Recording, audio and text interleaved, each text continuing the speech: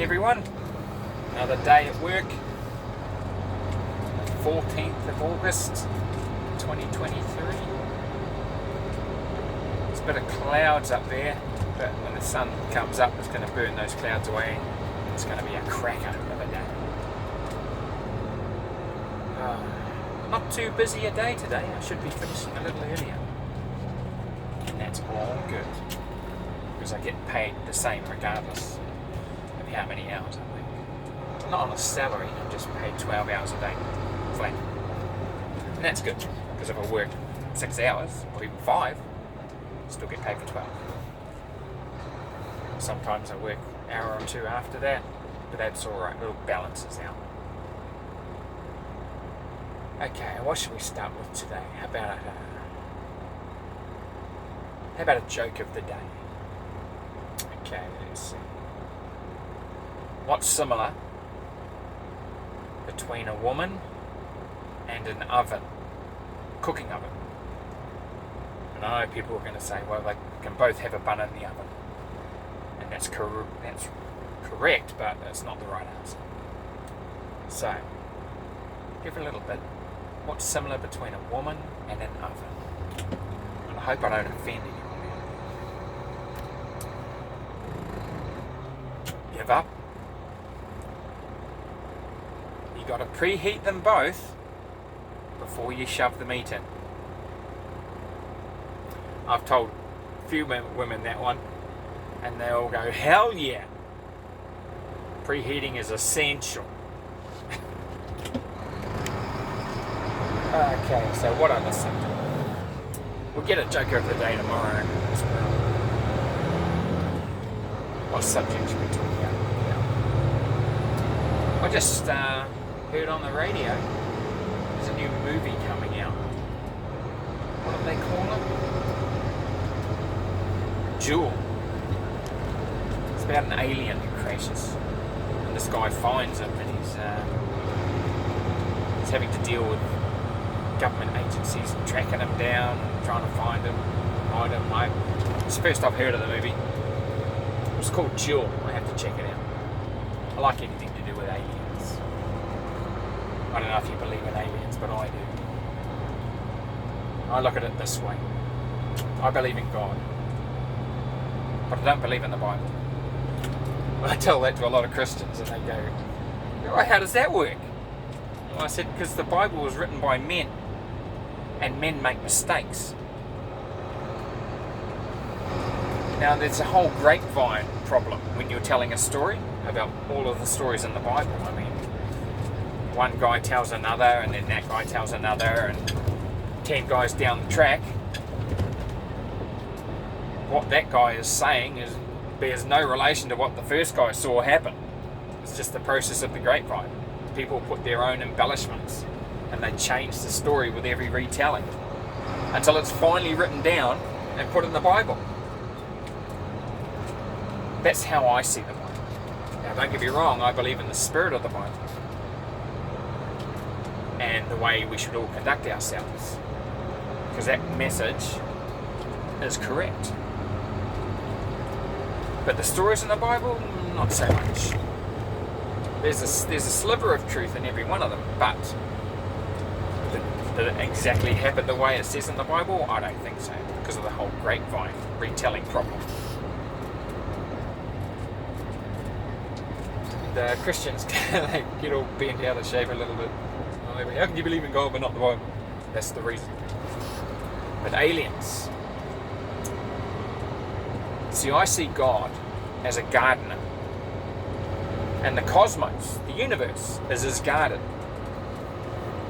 No gardener worth his salt, no any good gardener only plants one flower in the garden. And earth is a flower of life, an infinite variety in the garden of the universe. And God loves infinite variety because of all of the animals and plants that exist on the planet. So why would he only create one world filled with life and variety? He wouldn't. He'd create many, many different worlds. And to think that we were the first one that he created, is only man's arrogance at work. That we're the focus of God's attention. We're the only one He created. That's man's ego that He put into the Bible. His own message, what he wanted to believe. So He wrote it down, and people believe that because it's in the Bible. I don't think it's right. I think it's correct. God loves life in infinite variety. And He would not plant one flower of life in the universe. Come on, give me a break. 1 billion years ago. 2 billion. He started his... Well, who knows when he started cultivating his garden, planting myriad forms of life throughout the universe. And we were just one section of his garden that He had to stop at and plant those seeds of life. And who's to say that Adam and Eve did look like a couple of monkeys? And over time, evolution, this is what we've become. We've changed with the environment, just as we've seen many different animals do when their environment changes. The climate change that's happening at the moment, and it is happening. Yeah, we could be a part of it, but the sun's cycles also play a part of it. Earth is a living, breathing thing that changes over time, and animals adapt to those changes, and we're caught in the middle of one of them. Now we're either going to change and adapt with it, like every other animal on the planet, as they've done in the past, or we're going to become one of the extinct ones. Because a lot of animals go extinct every single day. A lot of creatures. And that's undisputed.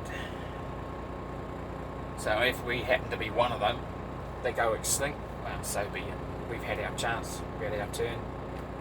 Something else can step up and find advancement. But there are creatures out there in the universe that have advanced, and they've left their cradle of life, left their planet, and they've journeyed out into the universe. And that's all of the aliens that we keep spotting, all those UFOs. But let's face it, what are those UFOs? They're just their cars, more advanced vehicles. When you take a car back 200 years, driving it around, and people will think you're some creature from outer space, some otherworldly being travelling around in your car, which is far in advance of anything around. That's what those aliens are doing, travelling around in their cars, their vehicles, getting from A to B. That's all they are for us, and that's all it is for them, an A to B vehicle. Just a lot more highly advanced. People think, oh, will they be hostile? Well, no. The universe is a big place. A lot of room for everyone. I think they see us as a bit of a hazard. But I don't really think that they want us in space. Because what will we do if we ever get into space? We're a warlike species. We make war on things that are different and strange. And we will take war into space. And they don't want that. And I think the governments have done a deal with those aliens because they know what kind of people we are as a race. We're violent. And they've said, look, you're going to stay on your planet, and we're going to give you technological advances every now and again, because look at what we've done in the last 100 years. My God, we've gone from the horse and cart to satellites and that. Elon Musk is rocking the boat at the moment. He wants to go to Mars. He wants to get out into space. And I don't think they like that one little bit. But he's an autonomous individual, not controlled by the governments. The governments that have made the deal with those races up there to keep us planet bound. He has his own money, his own thoughts on things. So I think he is keep the bargain we've made with those beings to keep us planet bound, so we can stop taking war everywhere we go until we've evolved enough to be a peaceful race. Then they'll allow us to leave the planet and join the universal community. I think they're going to pop off Elon Musk. Yeah, I think his days are numbered. If he keeps on making overtures of us leaving the planet and going to Mars and starting colonizations up there, yeah, I think his days are numbered. We're too violent to be let loose on the universe. I mean, there hasn't been a 10-year period on the planet anywhere where peace over the planet has reigned. Total peace all over the planet in a 10-year period. That's never happened. We've always been waging war or fighting somebody else somewhere on the planet. It's just who we are as a species. We're violent. So that's what I think about aliens. I think they exist. I think they're keeping an eye on us. And I think they've made bargains with the governments of the earth to keep us planet bound, to keep us in the dark about the fact that they're up there. We need free energy on this planet to really change things, to make us a more peaceful race. I mean, if everybody has plenty, there's no reason to wage war on anyone else. And I think free energy is going to give us that gift. And I think those pricks at Area 51 are sitting on that technology. They are sitting on it. And I think it was Eisenhower back in the day, President Eisenhower, US President, who was going to march an army battalion into the Area 51 because they refused to let him in there to see what they had going on. And he thought, that's unacceptable, I'm the president. You're not going to keep the government in the dark about what you're doing, so I'm going to march the army in there and find out exactly what's going on. And so he forced them to take him inside by saying that he was going to do it. And they knew it. And they took him inside and gave him a full briefing of what's going on in there. And he's never said a word about what he's seen. But he did march the army in there.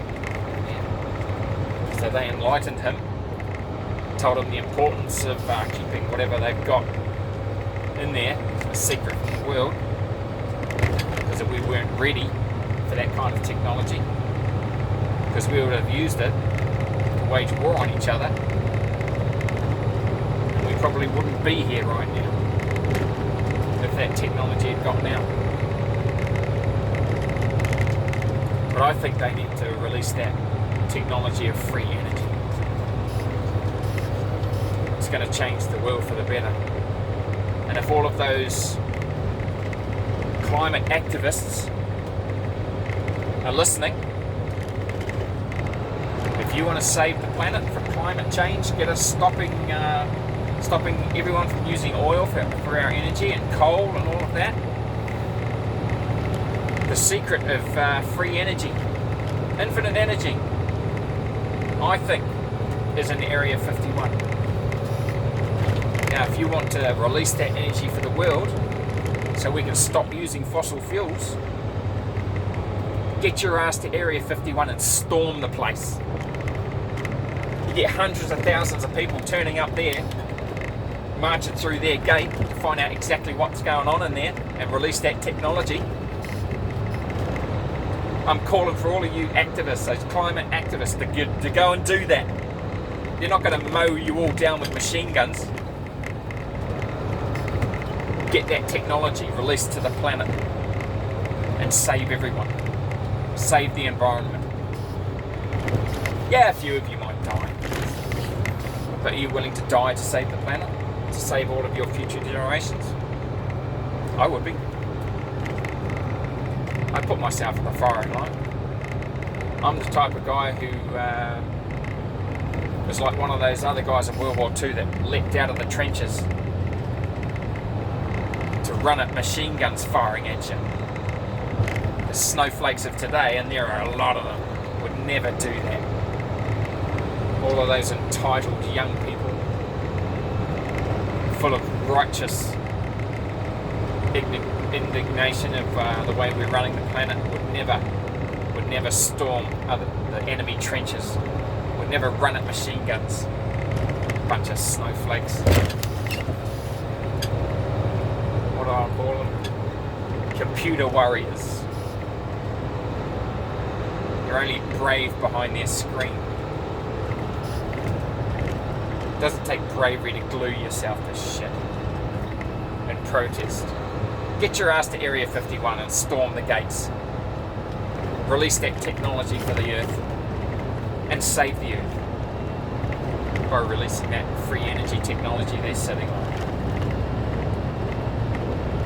Well, that's about it for today.